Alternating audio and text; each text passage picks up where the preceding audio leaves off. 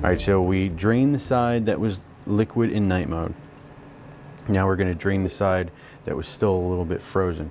So as you seen earlier, when I pulled the handle, nothing happened.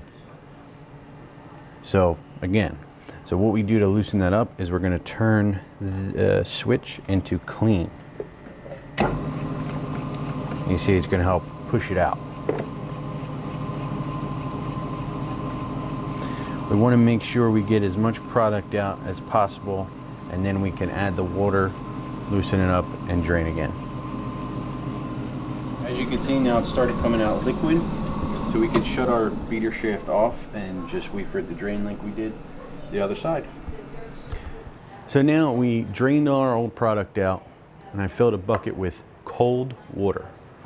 You don't want to use warm water, you don't want to use hot water, only cold water through the machines. So we're going to take the water, you want to make sure everything's closed, okay? Even as everything's closed, I always like to be safe, keep an empty bucket here. So take our cold water and dump it in both sides.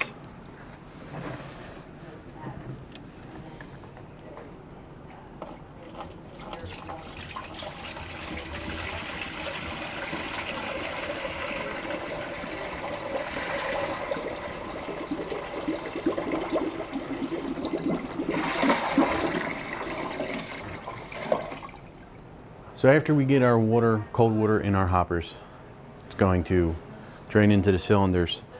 Still have our handles closed. We're going to turn the machine on both sides to clean. This is going to allow the water to loosen up any product we have left in there. The goal of this portion of cleaning is to have the water drain as clear as possible. The clearer the water, the easier it will be when we take our parts out and clean them at the sink. While we're waiting, I'm going to take off our star caps, which star caps just pop off like this.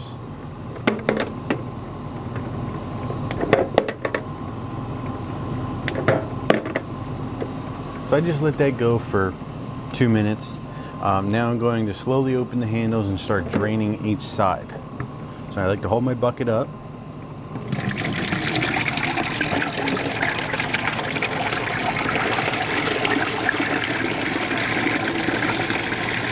We'll let the bucket fill, and then we'll repeat the process, filling the bucket, filling the hoppers, until the water's coming out clear. Okay, so now we ran about 2 to 3 buckets through the machine on each side.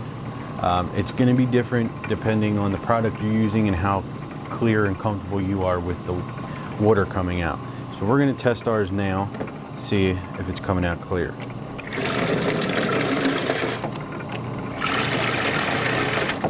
Looks like both sides are clear, so what I'm going to do is turn our switch off on both sides, and then I'll drain the rest of the machine.